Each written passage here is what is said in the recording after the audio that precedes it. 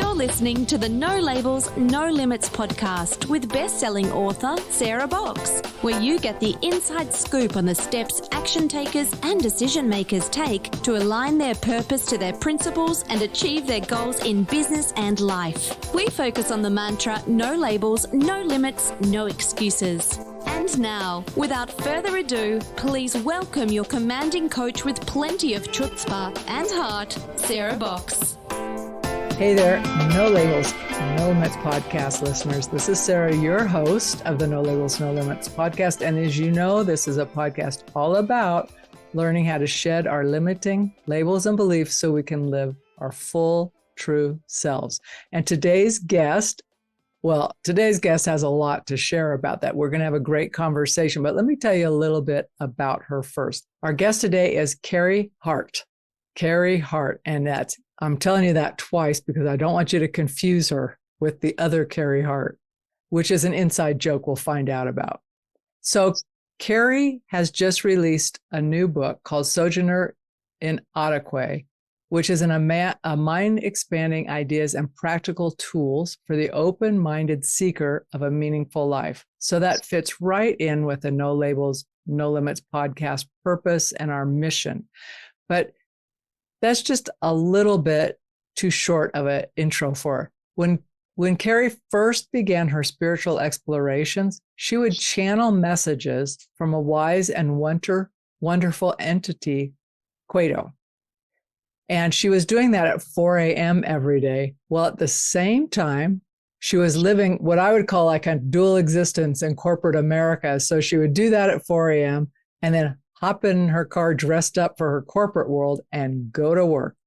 And she was vice president of information services for a really large corporation. So this was quite the contrast for Carrie.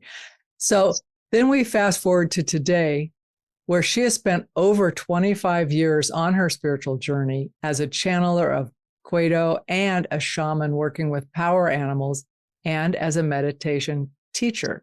So when her deeply beloved husband of 46 years died suddenly, Carrie found that she needed to actually shift a little bit and turn her work on healing and growing back on herself because she'd been pouring out to other people for so long. And through that journey, she has created a life for herself, which is joy-filled, which might seem like a pretty big stretch if you'd had that big, long shared life and then it's changed. It's just in a different form. So with that, I want to welcome Carrie officially to the No Labels, No Limits podcast. Hello, what a pleasure to be here. Thank you so much. So for the listeners, the reason that I said the real Carrie Hart was we were talking before I hit record about how there really was kind of that dual, like here's the Carrie pre-work, here's the Carrie at work. And at that time, you don't walk into corporate America saying, oh, by the way, I just finished channeling but you might want this message. It could be helpful for our business. Right. That didn't play. So Carrie, fill in a little bit of the gaps there for us because you've been doing this work a long time. When you first started channeling, what was your reaction to that? Well, yeah, it's interesting. It's interesting to talk about that because what happened to me was that up until the age of 50, I was completely non-religious, non-spiritual, not interested in any of that. And on my 50th birthday, 2 girlfriends gave me spiritually oriented books. And one of them was The Artist's Way, which, as you may know, has one of the things that you learn to do in there is to do stream of consciousness writing. You do your daily pages. And so I thought that was fun. And I was going down to the garden with my journal and doing daily pages every day, but not with a spiritual orientation, really. And then I happened to go to a bookstore And I found myself walking down that aisle I never went down, which was spirituality and religion. And this book, I was just so compelled to pull this book off the shelf. And it was called You Are Psychic. And had never been interested in that at all. But there I was, and I was just compelled to read this book. And I actually sat down on the floor and was reading this book. And then my husband came by and he said, "Oh, are you ready to go?" I said, "Oh, yeah." And I started to put it back on the shelf because I thought, I don't buy books like this. But yeah, but I've been sitting here reading it. I need to get this book. So I tucked it in under his books because I was so embarrassed. And then when I got home, I just read the rest of it. And one of the exercises to develop your psychic or intuitive is what we say now, your intuitive senses, is to ask for a word for the day. And since I was already going to the garden every morning and writing pages with a journal book, it was very easy to add that in. So I followed his directions to breathe down to a quiet place, ask for a word for a day, and write down the very first thing that pops in your mind. And I found that when I did that, at some point during the day, something would happen and that word would be exactly the right word for the circumstance. So I was getting pretty interested in this. And then I started, instead of just getting a word for the day, I was getting advice for the day. I was getting all this guidance. And then one day, so I told some girlfriends. I did not tell my husband about this. And so I told some girlfriends, and one of them said, "Well, you're channeling." I said, What's that?" And she said, "Well, look it up on the internet. It's a thing now, you know?" So It's a thing.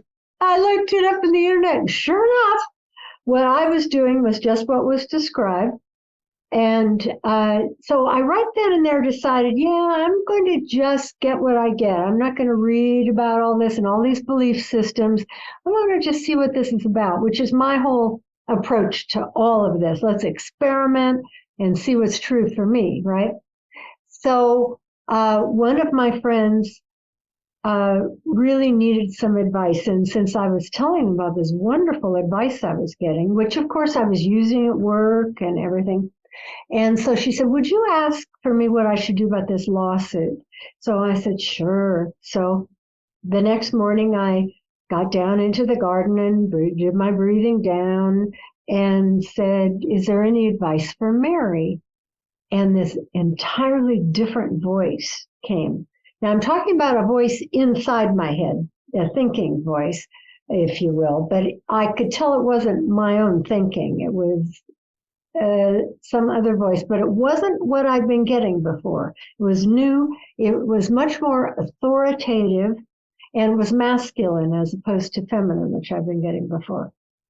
And so I just got all this wonderful advice, and I was just writing all of this stuff to tell Mary. And then at the end of this, I said, "Who are you?"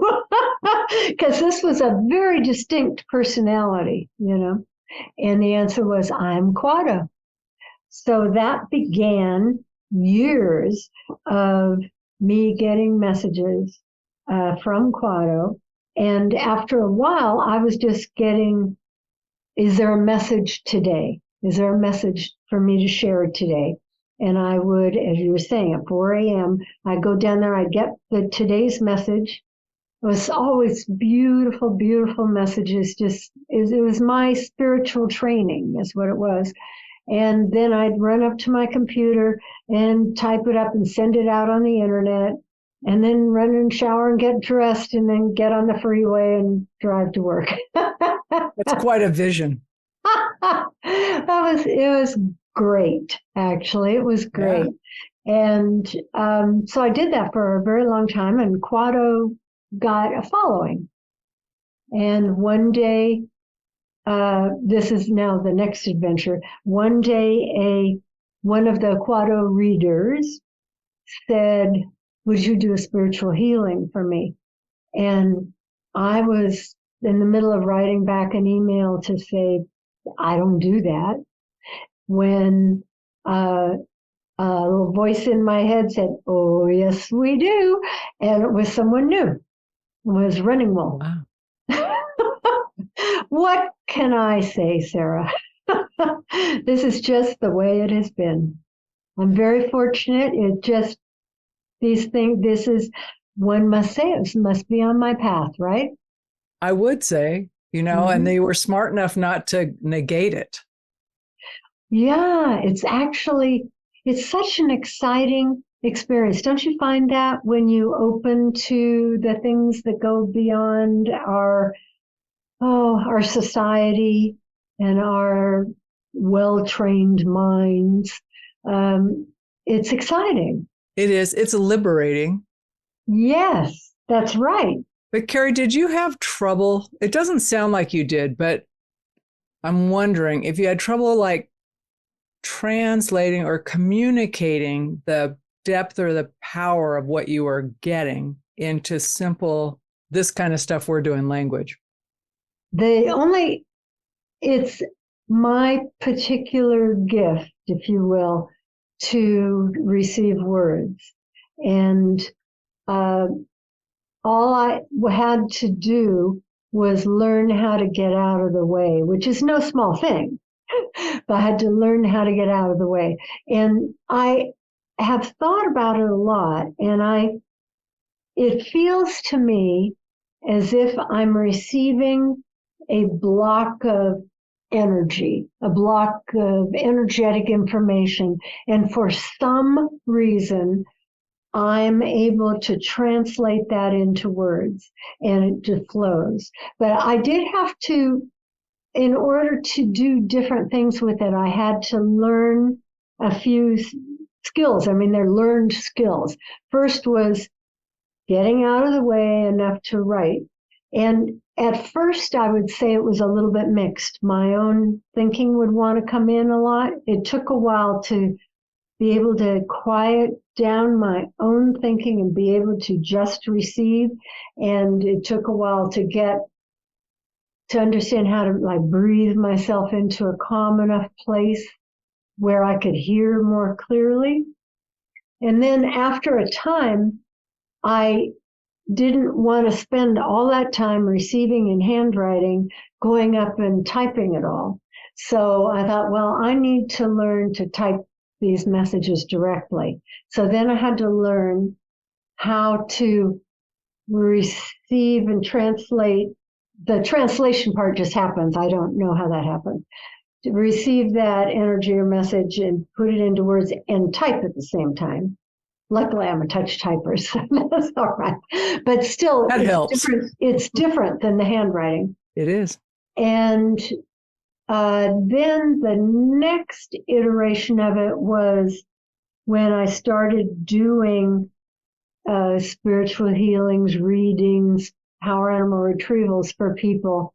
And I wanted to do it live on a telephone after a while. At first, I just did it. People would email me a question and I would get the answer and type it out. And then I decided I wanted to do it live.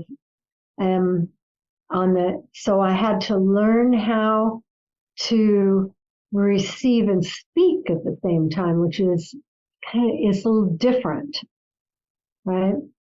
Well, it would seem that it would be different.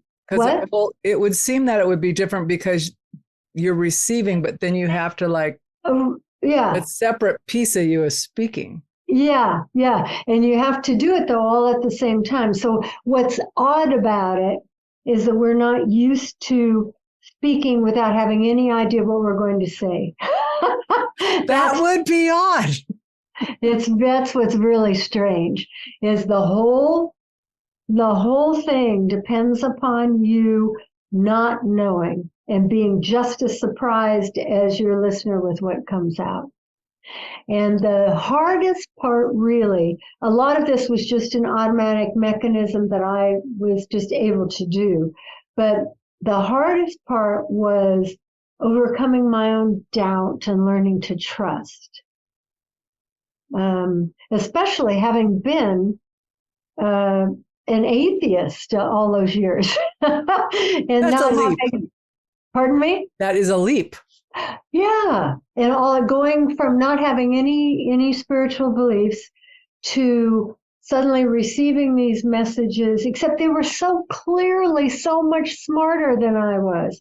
In other words, I would be in all that confused, jumbly thinking, and I'd have these ideas about this and that.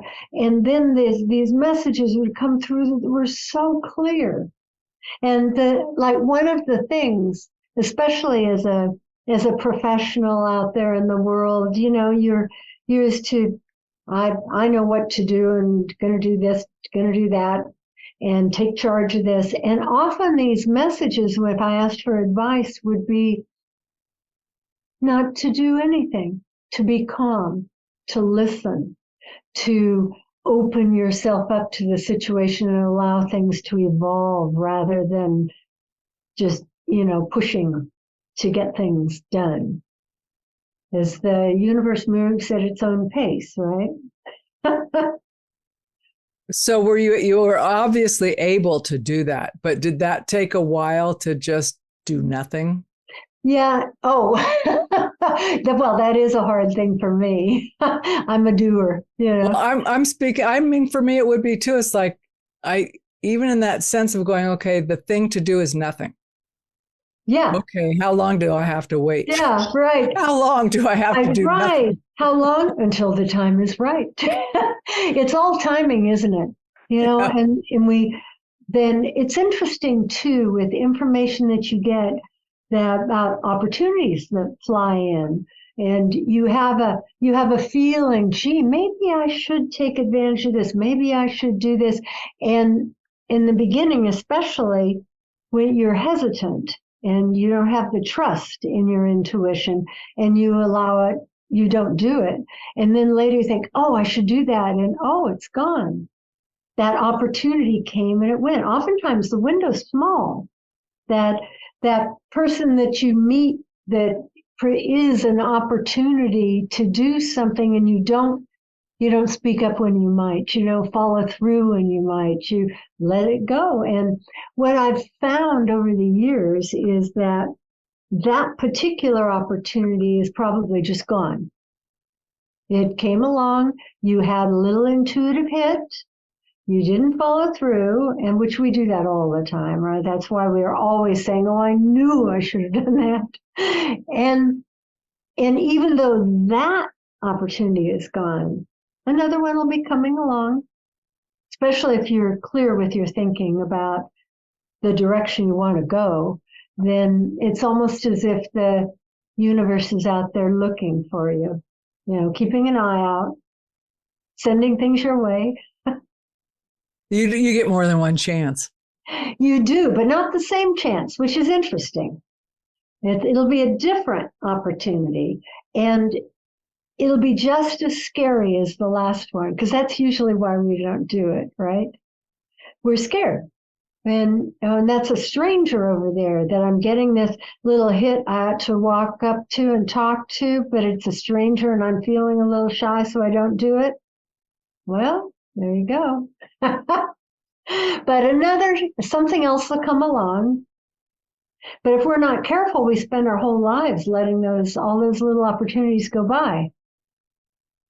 So let's talk a little bit more about how, I'm not sure how is the right word I would use. That's why I'm pausing. Mm-hmm. So how we can learn to trust our intuition more fully, so that the gap between getting that you should do this and actually doing it is short. Such an important question, Sarah. And I know what I did it seems kind of odd, but what I did when I first started channeling is I wouldn't read anybody else's channelings. I wouldn't read anything anybody else said about it, because I wanted to get straight scoop. I wanted to make sure that I wasn't coloring my thinking with something someone else had written or had received, right? And the other thing that I did, I had a period of time in which I thought, I just want to find out for sure if I really am getting intuitive information or psychic information, whichever you want to say. And so what I did for a while was I did readings for people. So I think I was doing power animals at the time, but it doesn't matter a whole lot. And I asked them just to send me their name in an email, no information at all. And then I would ask, is there a message for Sarah? And then I would, at that time, I'd type it out and email it back to them.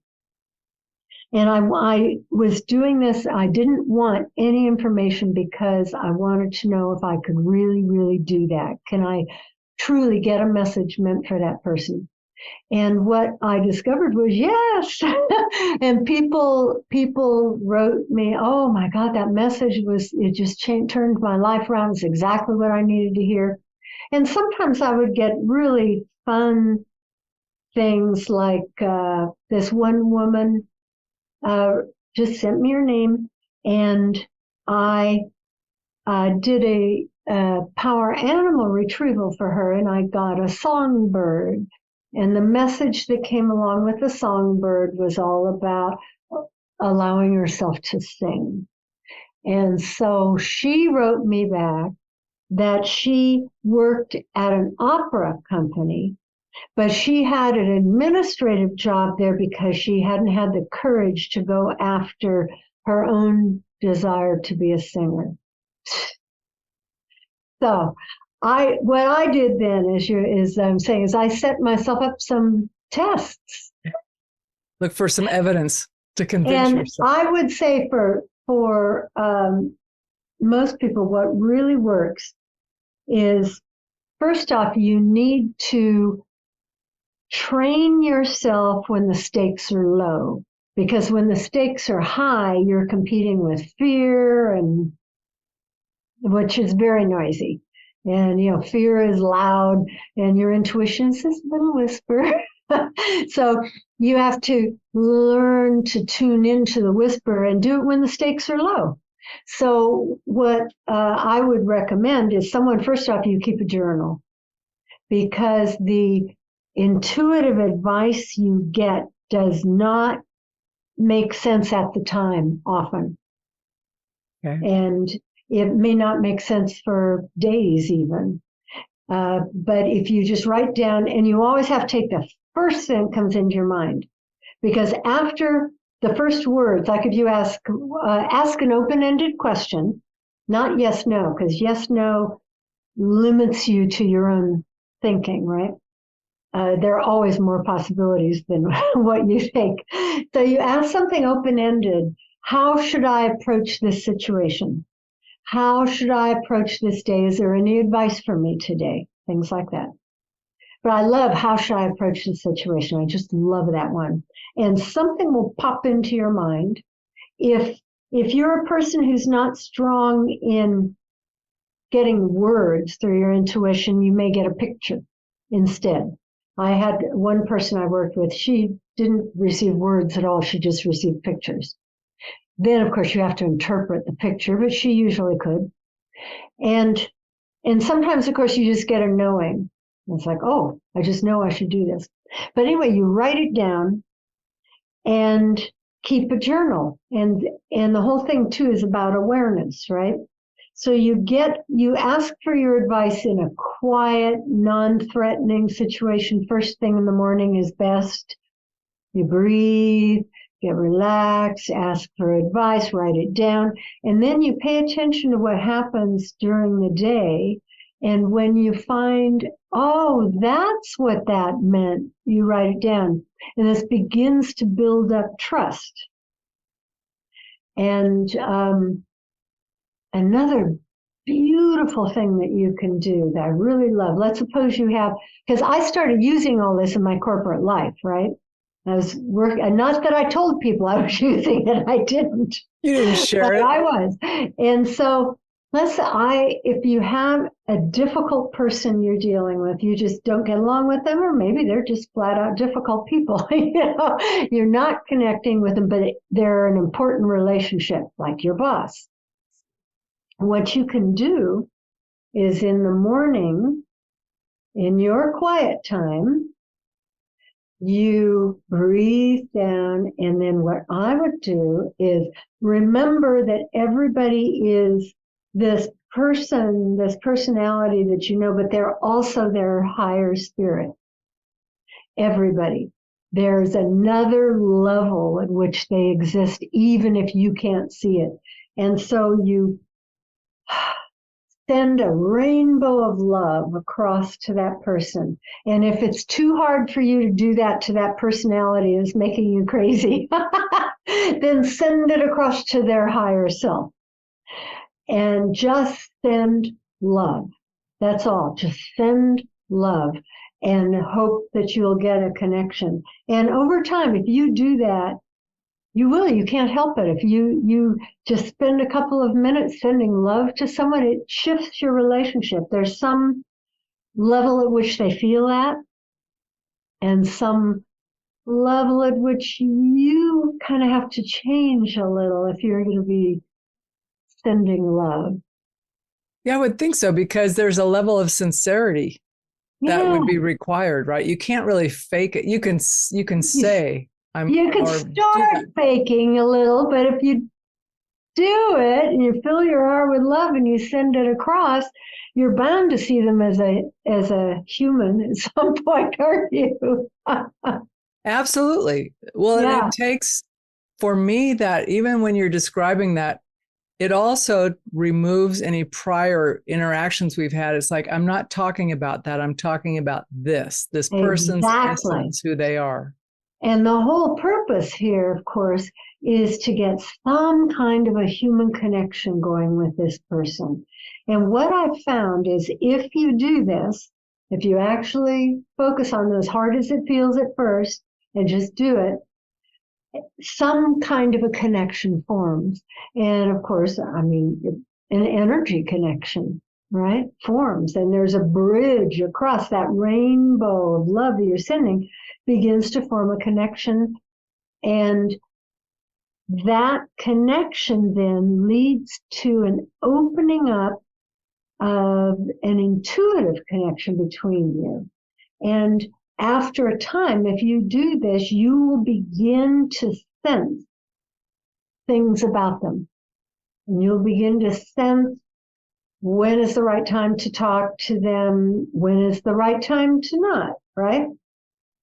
And I want to tell you, I worked for a woman that at the end of every day, we would have a brief little meeting. And on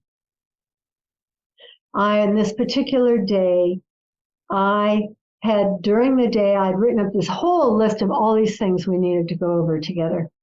And then I would always, just before our meeting, and it's important to do this just before because things change, just before the meeting, I would ask, how should I approach my meeting with Linda? And this one day that I had this long agenda, the answer came, one topic only, she's completely busy. She doesn't have time for all of this. Just pick one thing off your list. So at this point, I built up enough trust in my intuition that I listened, right? So I changed my agenda and I got just one item on it. And I went up to her office and walked in the door and she said, "Oh, Carrie, I was just trying to reach you to cancel our meeting. I am so busy. I don't have time." And I said, "I just have one item." She said, "Oh, well, in that case, okay." So once you build up that trust and then you start to build intuitive links with people, it's a beautiful thing. And you can use it in highly practical ways. I would think so. And not only just, I love that example that you just shared, because you actually took care or cared about another person in a way that didn't just put I need this first. I don't care that you're tired. You know what I mean? Or that I've only got 3 or 4 things. It's not going to take that long, when someone clearly said their bandwidth is small and they're not going to listen anyway, Do you know what's so so interesting about what you're saying, Sarah, is this is one of the big differences between our so-called rational thinking or our ego thinking and what we receive if we tune in. When we tune in, we're listening. Think of that. When we tune in, it's about me and the rest of the world. And I get solutions that fit me and other people. I get win-win solutions, right? And when it's my ego, all my ego might care about is me. All right? What works for me? Well, that long list worked for me. That's why I spent so much time putting it together. It was a beautiful list. It was. And sometimes that kind of exercise, and I have those recently where I go through all this, I'm thinking and I'm doing all this work. And then it is that simple, right? It's like, we got one topic. And I looked and I think, well, I guess the purpose in that list was for me to get clear on what's on my mind, not necessarily their mind. Excellent. Yes, that's right. That's right. Get your own thinking clear, which is important. Clear thinking is very important. I believe that everything I think and say and do, all of it influences my life. All of it causes connections to be made out into the world. And it's all really important. But sometimes the thinking part, we do need to be clear. If my thinking is really confused and jumbled, then what I'm doing is I'm sending out into the universe this really confused and jumbled message, right? Yeah. Instead of something nice and clear and consistent. Consistent is good too. I have trouble with that sometimes. I like consistent. I'm glad you threw that in there because I'm going, yeah. And I can feel like when my thinking is a little bit ping pong like. Right. And especially if I'm in a meeting, I'll just say someone else has to do this. I'm going to contribute, but because I know my energy is not stable enough to hold what we agreed to. Oh. Not that I don't care, but that I've either been too busy and I haven't really come to center. And then in a few minutes, I'm there, Right. But I've learned it's like, you're not the best leader of the meeting at this point. Pass it over. That's good. Awareness is always the first step, right? That's what they say. So, Carrie, I want to talk about your book, if you will. So when you wrote Sojourner and Ataquay.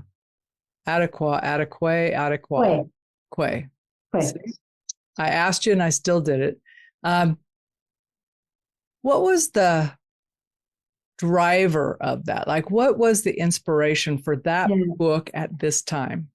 Well, as you mentioned, I was married for 46 years, and my husband died very suddenly.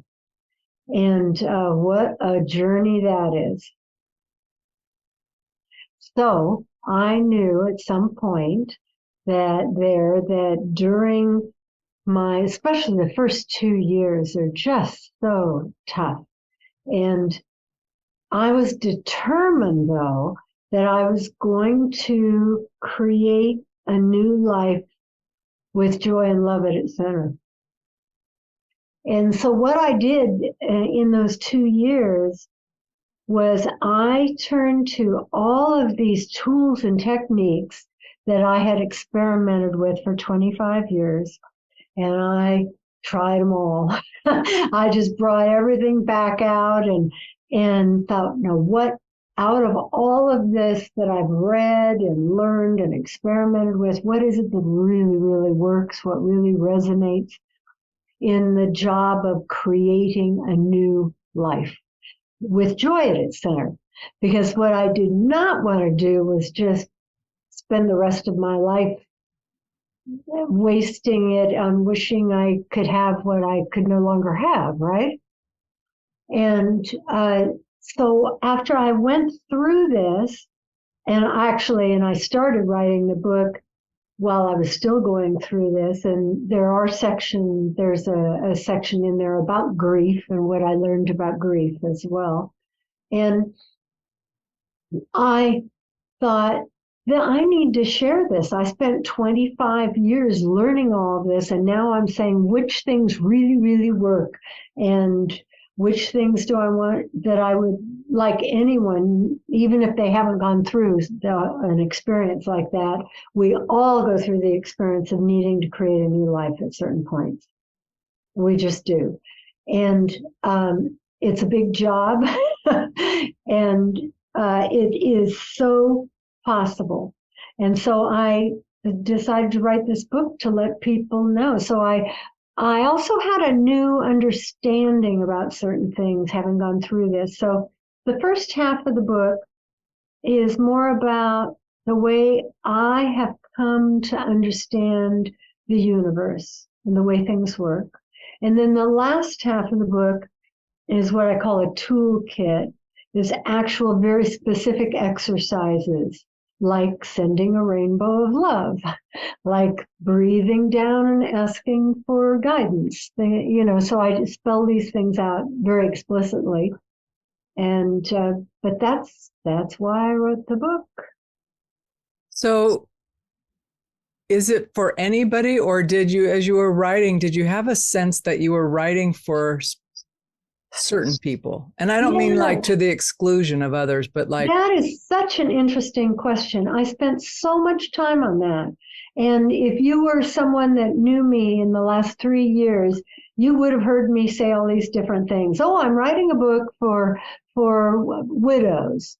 I'm actually writing a book for, no, I'm right. I went around and around, and finally I thought, what is it that makes someone attracted to my point of view? And that's where I got the subtitle, Mind Expanding Ideas and Practical Tools for the Open-Minded Seeker of a Meaningful Life. I finally decided that's who I wrote this for. Because at first when I thought, well, I'm writing, maybe this is for widows so I can help them. And then I went out and I looked at some of the literature that's out there about grief and everything, and a whole lot of it is very mainstream Christian. And I thought, oh, that's right. If you're a church-going Christian, that's where you're going to go to figure out how to handle your grief and create a new life. You aren't going to be interested in my point of view. Maybe. But so I decided open-minded seeker of a meaningful life, because I wanted my new life to be joyful, but also meaningful. Like to me, that's just so important. And the open-minded part is, well, with my point of view, you have to be open-minded, because I'm saying you'll be getting messages. You might be getting messages and channeling and relying on your intuition to do things that might run against what your reason is telling you. So you do have to be open-minded. So that's what I decided is finally, actually, that's someone just like you. It sounds like it. Aren't you an open-minded seeker? I am. And I am a seeker of that. I am. So maybe that's what motivated the question, to see if it was a fit. But I want to ask you a slightly different question that occurred to me when you were sharing that. And that is, how do you define for yourself a meaningful life? Well, that's a good question. I think that a meaningful life is a life where part of that life is in service, where my life is not, and it could be in service to a number of different things. It could be in service to other people. It could be in service to spirit, or whatever that is. It could be in service to art. But I think, I'm so glad you asked this. I hadn't really defined that before. I think that for my life to have meaning, it is not just about me. I think it can't just be about me.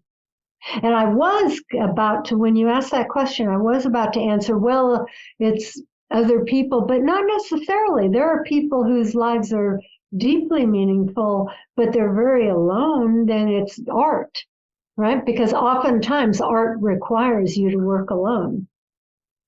Alone and with spirit usually, or the muse or whatever, but not other humans.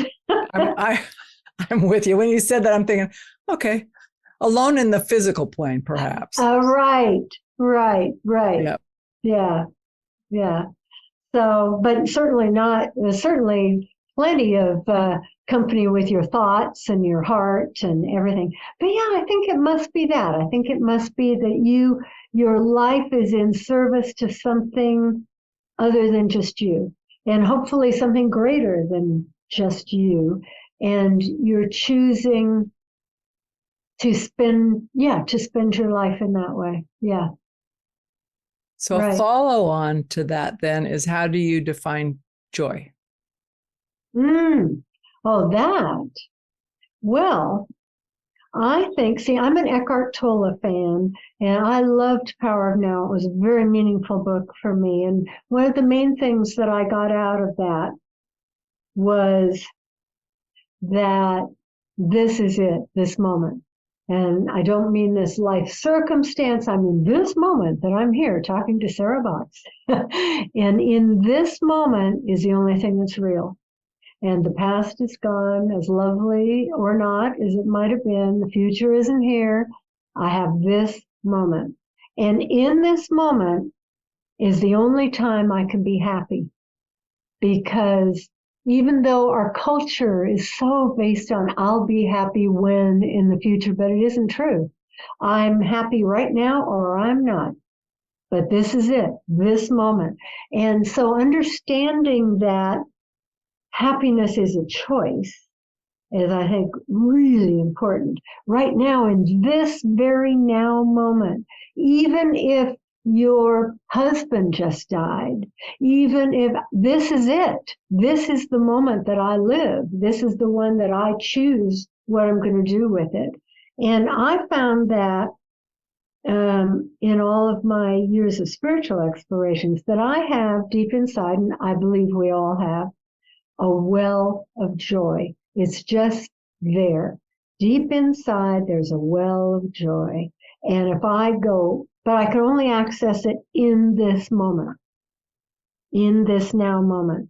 And if I remember that there's a well of joy inside me, I can go deep inside, and the awareness and the memory, the remembering it's there, and I go deep inside and it'll just start bubbling up. And if you let that bubble up inside you, it'll then just fill you and just fill you. And you can, even in the midst of extremely difficult times, you can tap into that well of joy and still find joy. It's the joy of life, the joy of being alive. You can step outside at any time and get that. Just step outside and look at a tree, look at a bird, look at a leaf, and look at a vase of flowers on your table, and go in and find joy and let it bubble up and fill your life. And then you realize in that moment too, well, in that moment, of course, this is it. This is life, and it's always there, always. So I just, yes, it is. And what's interesting is, outside of this moment, if I'm not in this moment, which allows me to access joy and happiness, then that means that I've allowed my mind to take me into the past, which is full of regret and blame and also nice memories, but it's the past. Or I've allowed my mind to take me into the future full of worry or fantasy, which is different than true intention and can kind of get you in some difficulties. But right here in this moment, I have the joy of life and all that beauty. Isn't it wonderful? It is wonderful. But it's odd that we have to train ourselves to do this. Our society certainly doesn't. Our society does not train us to go into the moment. Well, I think there's an allure that, like you were saying, I'll be happy when or if or when I finally get recognized or I get this promotion or someone says they love me, whatever. Right. Whatever. But it isn't in the moment. And it is where we have to train ourselves. But oftentimes, and I'll speak personally, like when I feel frustrated, I'm going, oh man, I wish that would, I'm thinking, I just stop and go, Sarah, what do you need right now in this moment? And I think, okay, that's a tough question to answer because I don't need anything. Exactly. It's like, I'm okay. Exactly. I do exactly the same thing. The question I ask myself is if I'm focusing, there's a problem, do I have a problem right now? Right now? Well, I have a roof over my head. My tummy's full. You're right. Right this moment, I don't. I just think I have some problems that might materialize, or I had some problems, but no, I don't. I'm with you. In this moment, everything's fine. Well, and I want to distinguish that from just saying I'm not blowing things off. I'm just saying I don't need to get my knickers in a twist right now. I will handle it. You know, we handle everything that comes to us, whether we want to or not. At some point, a resolution occurs. We either ignore it and it gets bigger or whatever. But I don't need to make it a drama. Right. I've always found that, two things. One is we just circled back to that that message of maybe just do nothing for a little while. I like to ask myself, if you just quiet for 5 minutes, will it look different? Because I guarantee you it will. It will. You just get quiet. Oh, well, maybe the world isn't coming to an end right yet. And the other thing is that about drama, I've found that when I get truth, if it's something I would consider good news or bad, doesn't matter, it feels very objective. And the drama, and that includes excitement. Like when people say, oh, you have to do something that really excites you. I'm saying like, no, I think you have to do something that feels right. And things that feel right are calm and objective. And you can tell when you're in the middle of a deep truth about something, if it's even about someone's impending death, for example, this truth that in fact they are about to leave this earthly plane will come as something very calm. It's not dramatic. It's like, oh, yeah, I see. So having gone through that recently, and this is interesting that you say that, because in my mind, I'm experiencing this like, okay. And then the other part of me is going, you should be upset about this. Everybody else is sad and upset. What is wrong with you? Have you no feelings? I'm going, I got plenty of feelings, but they're not, I don't need them right at this moment. So it's a weird contrast. It is. Could just be me, but it's a weird tension. It's very different. It's very different. And but this is one of the ways that I know whether or not to trust an intuitive message. And by message can be a feeling or whatever. Sure. An intuitive message that, especially if it runs counter to what you might otherwise think, is if it has that really calm, objective feeling.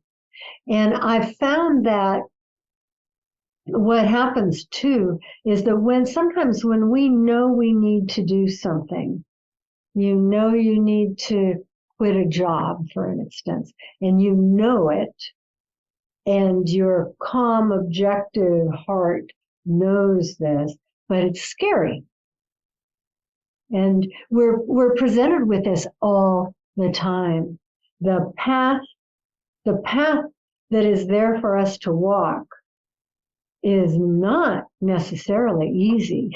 People make a big mistake if they think, oh, this is too hard. This can't be my path. It's too hard. No. Yeah, that's the way that is. It's like challenge after challenge after challenge. That's our life path.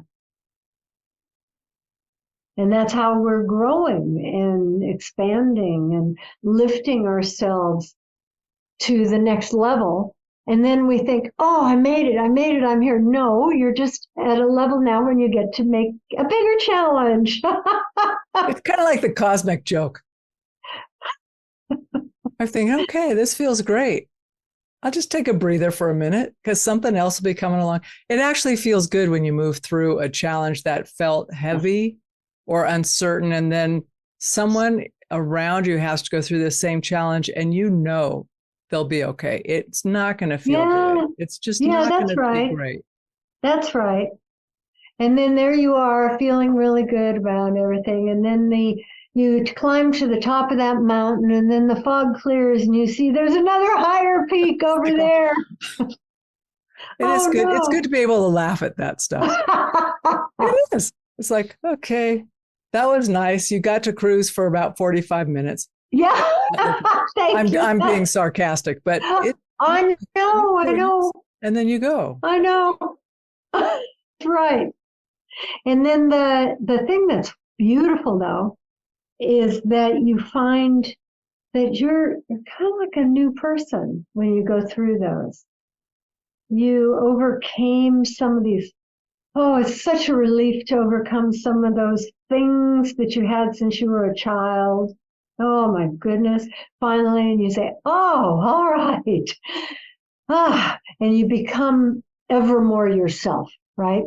And every challenge that you overcome, you say, oh, no, okay, I see. I'm beginning to see even more strength in myself. I'm beginning to see even more depth that I can go into. I wonder, Carrie, if what we're seeing isn't more of who we truly are. I think it is. I think that's right. It's somehow the mechanism seems to be that when we face the challenge and do it, of course, if you deny it and step back from it, well, then you don't change, right? But if you accept the challenge and go into it and do it and go through what you need to go through, I agree. You're just becoming more yourself in that process. Mm-hmm. Yep. An awareness of yourself you didn't even have. Which is quite a gift. Oh, yes. It's beautiful. Carrie, what are you looking forward to in 2023? Oh. I know that you're in this moment, but I'm asking you to project. Well, I believe in, no, that's right. Because I believe in live in this moment, but have an eye to the future, right? Have an eye toward where you want to go because the universe is paying attention. And I need to send out some clear signals. Hey, bring me this kind of opportunity.